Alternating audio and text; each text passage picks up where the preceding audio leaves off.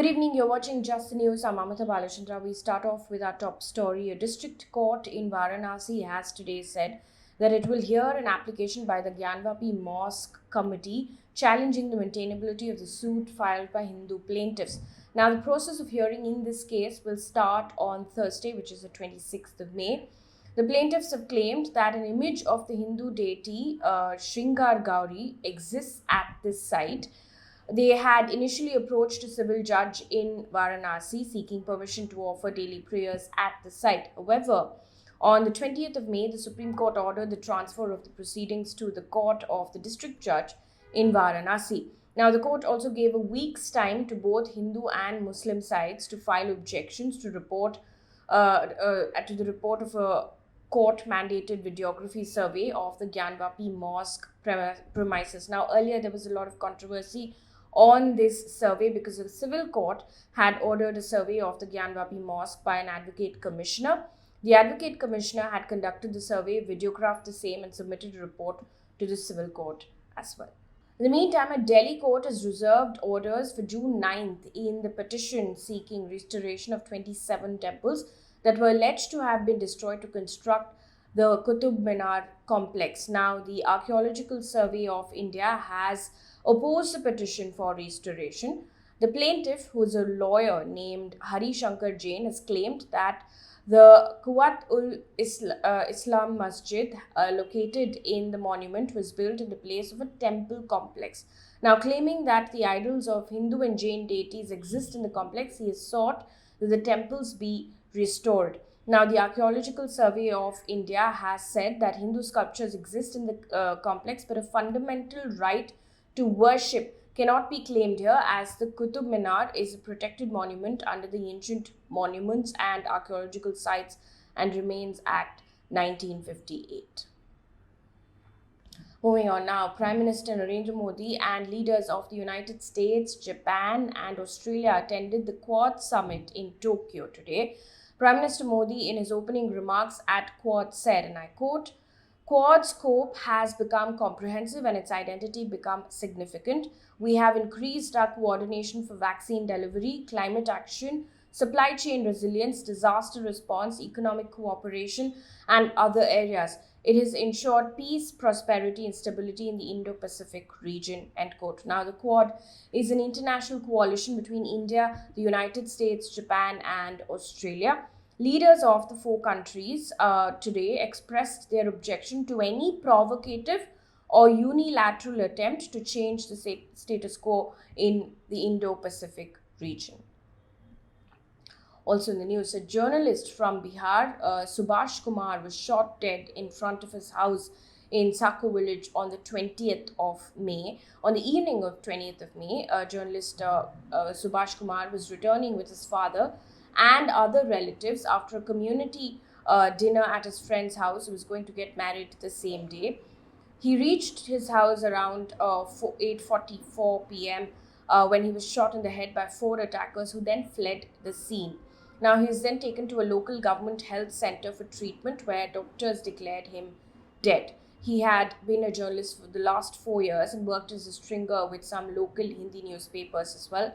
He used to report on the liquor mafia. Now, he was currently associated with a public app platform as well as a Begusarai's local cable channel City News. Now, according to the Indian Express, the Superintendent of Police, Yogendra Kumar, has said, and I quote, "We are getting arrest warrants for all the four accused and also sending teams outside Bihar. As of now, we are working on the victim's rivalry with one of the accused during the last panchayat polls," end quote. Moving on now, in Jammu and Kashmir, a police constable was shot dead by suspected militants in Srinagar. Now, according to the Kashmir Zonal Police, his daughter has also sustained injuries. The daughter's condition is now stable. Now, officials have said that the area has been cordoned off to find the attackers. On to politics now, starting off with Delhi. Vinai Saxena has been appointed as the new Lieutenant Governor of Delhi. He will succeed Anil Baijal, who had resigned on the 18th of May, citing personal reasons. Now, Mr. Saxena has been serving as a chairperson of the Khadi and Village Industries Commission. In March 2021, he was appointed by the Union government as a member of the National Committee to commemorate 75 years of India's independence. In November 2020, he was nominated as a member of the Padma Award selection panel for the year 2021 as well. Now, Delhi Chief Minister Arvind Kejriwal soon after has tweeted, and I quote, "On behalf of the people of Delhi, I extend a warm welcome to the newly appointed LG of Delhi, Mr. Vinai Kumar Saxena. For the betterment of Delhi, he will get full cooperation from the cabinet of the Delhi government." End quote. Meanwhile, in Punjab, Chief Minister Bhagwant Mann has sacked State Health Minister Vijay Singla following complaints of corruption against him. Now, Punjab Chief Minister said that Singla was demanding 1% commission for officials from officials for contracts. In fact, soon after this, he was arrested by the Anti-Corruption Bureau of the Punjab Police. Punjab Chief Minister said that he wanted to convey the message of zero tolerance for corruption through this sacking. Moving on to business news right now. In a statement, the Consumer Affairs, Food and Public Distribution Ministry has said that consumers were being falsely misled on the legality of service charges and harassed for requesting the removal from the bills. Now, the centre will conduct a meeting with the National Restaurants Association of India to discuss the matter on the 2nd of June. In April 2017, the ministry had issued guidelines on charging service charge by hotels or restaurants. As per the guidelines, no restaurants and eateries can charge service tax by default in a bill. On to environment news. There's a study that's been published by an international group of scientists which says that the heat wave that scorched India and Pakistan in March and April was made 30 times more likely by climate change. Now, according to the report released by the World Weather Attribution, the extreme heat wave may have led to at least 90 deaths across both the countries. Now, India recorded the hottest March in 122 years. On the 15th of May, Delhi's temperature had soared to 49.2 degrees Celsius. On to news coming in from across the globe, starting off with Sri Lanka. Sri Lanka has raised the petrol price by 24.3% and diesel by 38.4% as the country reels under severe economic crisis, its worst ever since its independence. With this increase, petrol costs 420 Sri Lankan rupees per litre, which is about 90.51 rupees, and diesel costs 400 Sri Lankan rupees per litre, which is about 86.20 Indian rupees per litre in Sri Lanka.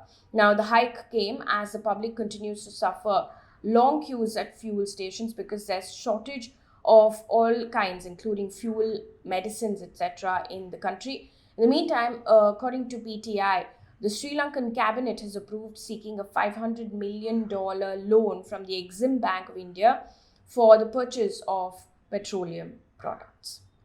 One piece of good news before we wrap things up here on this bulletin. The Church of Scotland has now voted to allow clergy to conduct same-sex marriages for the first time.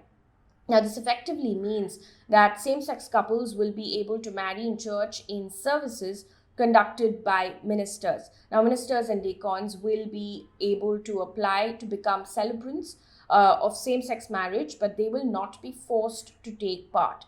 Now, the vote makes the Church of Scotland the largest church in the UK to allow gay marriages. That brings us to the end of this bulletin. Thank you so much for watching.